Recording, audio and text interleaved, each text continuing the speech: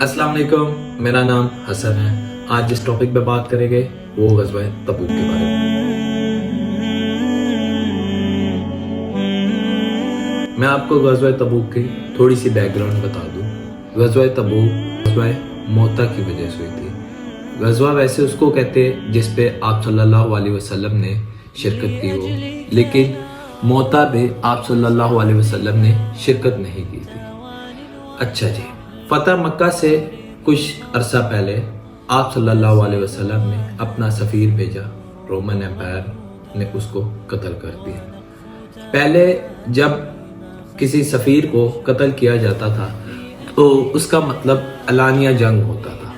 तो उसके जवाब में आप सल्लल्लाहु अलैहि वसल्लम ने हज़रत ज़ैद बिन हारिस को कमांडर बना के 3000 मुसलमानों का लश्कर रोमन एम्पायर के साथ लड़ाई शुरू होगी और हज़रत ज़ैद बिन हारिस शहीद हो गए। ये सारा वाक़या आप सल्लल्लाहु अलैहि वसल्लम मदीना में बता रहे हैं। आपके हुक्म के मुताबिक हज़रत ज़ैद बिन हारिस के बाद हज़रत जाफ़र इब्न तालिब ने कमांड संभाल ली।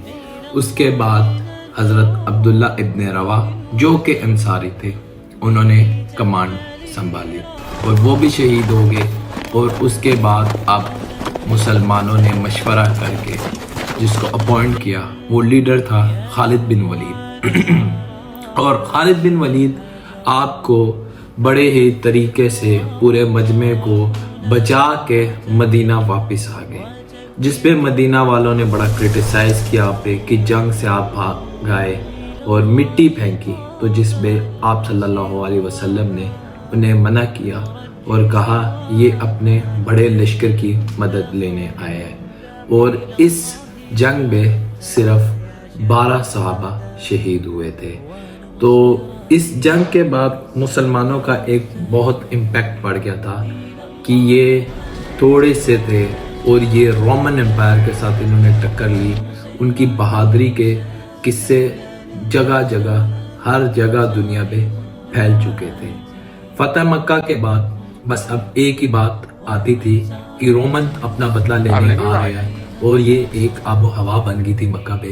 ज़रा भी बात होती थी तो मुनाफिक ये बात फैला देते थे कि रोमन अपने लश्कर के साथ बदला लेने आ गए। इस सिचुएशन को निपटने के लिए आप सल्लल्लाहु अलैहि वसल्लम ने ऐलान कर दिया कि सब जंग की तैयारी करें और सब फंड डोनेशंस जितनी दे सकते हैं दे, क्योंकि गर्मी का मौसम था और उस साल कहत भी था तो हालात बहुत मुश्किल थे।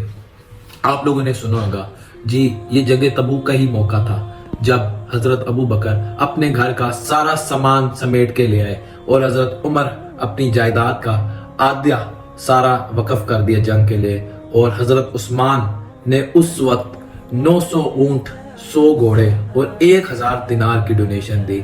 इसी तरह 30,000 का लश्कर तैयार हुआ और ये वाहिद जंग थी, ग़ज़वा था, जिस पे आप सल्लल्लाहु अलैहि वसल्लम ने ऐलान किया जो जंगे तबूक में शामिल ना हुआ वो मुशरिक डिक्लेयर कर दिया जाएगा। इसके बाद सब लोग इकट्ठे हुए और 30,000 का लश्कर तैयार हुआ और आप सल्लल्लाहु अलैहि वसल्लम ने उसकी क़यादत की और तबूक की तरफ रवाना हो गए। जब आप सल्लल्लाहु अलैहि वसल्लम तबूक में पहुंचे तो पर्शियन का जो कमांडर था हरकल एक आम बंदा नहीं था। हरकल एक ईसाई मजहब का स्कॉलर था, क्रिश्चियन स्कॉलर था। जब हरकल को पता लगा कि आप सल्लल्लाहु अलैहि वसल्लम लश्कर को लेकर खुद आए हैं और आप सल्लल्लाहु अलैहि वसल्लम का जैसे ही उसने खत पढ़ा तो उसने साफ जंग में शिरकत करने से मना कर दिया और अपने लश्कर को लेकर उधर ही इंतजार करता रहा अपनी बाउंड्रीज पे। हरकल जंग में नहीं गया। हरकल चाहता था कि आज से जिस तरह 350-400 साल पहले रोमन एम्पायर ने सरेंडर करके ईसाईयत कबूल की थी, इसी तरह वो इस्लाम कबूल कर ले। ऐसा मानना है कुछ स्कॉलर्स का। लेकिन हरकल आप सल्लल्लाहु अलैहि वसल्लम की पहले ही तस्दीक कर चुका हुआ था। जब अबू सुफियान तजारती काफिला लेकर जाता था तो उसने अबू सुफियान को इंक्वायरी की कि तुम लोगों के बीच एक नबी आया है जो नबी होने का दावा करता है, उसके कैरेक्टरिस्टिक बताओ मुझे। और उससे उगलाया और हरकल को पता था ये सच्चा नबी है, इसका तौरात और इंजील में जिक्र है। تو اس وجہ سے ہرقل میدان میں آپ صلی اللہ علیہ وسلم سے جنگ کرنے نہیں آیا۔ اور ایک دبدبہ یہ بھی تھا رومن امپائر میں کہ جب بھی آپ صلی اللہ علیہ وسلم آئے ہیں تو وہ تعداد میں 3 گنا بڑے لشکر کو شکست دے کر کے ہیں۔ تو مختلف اسکالرز نے مختلف اپنی رائے دی ہے، لیکن تبوک میں 20 دن آپ صلی اللہ علیہ وسلم نے انتظار کیا اور 20 دن بعد فتح کے ساتھ بغیر جنگ ہوئے مسلمانوں کو اللہ نے کامیابی دی۔ یہ ٹوٹل جو ڈیوریشن تھی وہ 50 ڈیز کی تھی، کیونکہ مدینہ سے تبوک 750 کلومیٹر ہے اور 15 دن جانے کے، 15 دن آنے کے، 30 دن یہ اور 20 دن سٹے، 50 ڈیز کا ٹوٹل ڈیوریشن تھی۔ اور اس کے بعد، اس فتح کے بعد پوری دنیا پہ مسلمان ایک ایسی پاور، سپر پاور ڈکلیئر کر دے گی جس کا سٹیٹس اس سے پہلے رومن امپائرز کے پاس تھا۔ اور کچھ ہی عرصے بعد حضرت عمر کے دور میں رومنز کے ساتھ جنگ ہوئی اور رومن کو مسلمانوں نے کافی ایریا کو فتح کر لیا اور پرشیا تو پوری ہی فتح ہو گئی تھی۔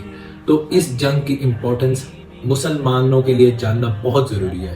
میرے مسلمان بھائیوں اور بہنوں، آپ لوگوں کے لیے یہ میسج ہے، یہ الارم ہے کہ اپنی ہسٹری کو پڑھے، اپنے مذہب کو پڑھے، اپنے نبی کے بتائے ہوئے طریقوں پہ چلے، اور خدا کی قسم قرآن کی 2 آیتیں دن میں لازمی پڑھا کریں، کیونکہ جو علم اللہ نے قرآن پاک میں رکھا ہے وہ کسی بک میں نہیں ہے، کیونکہ قرآن پاک کا آتھر اور کوئی نہیں، ہمارا کریٹر اللہ خود ہے۔ تو بھائیوں، کسی کو کرٹیسائز کرنا چھوڑ دو کہ کب آپ کے حالات بہتر ہوگے۔ اگر آپ اپنے حالات بہتر کرنا چاہتے ہیں تو آپ ایک دفعہ اپنی زندگی کا اسیسمنٹ کریں کہ آپ کیا اسلام کے بتائے ہوئے طریقوں کے مطابق چل رہے ہیں۔ میری آپ سے یہ ریکویسٹ ہے ویڈیو کے اینڈ میں کہ علم سیکھو اور علم پھیلاؤ اور اس پہ شرم نہ کرو۔ السلام علیکم۔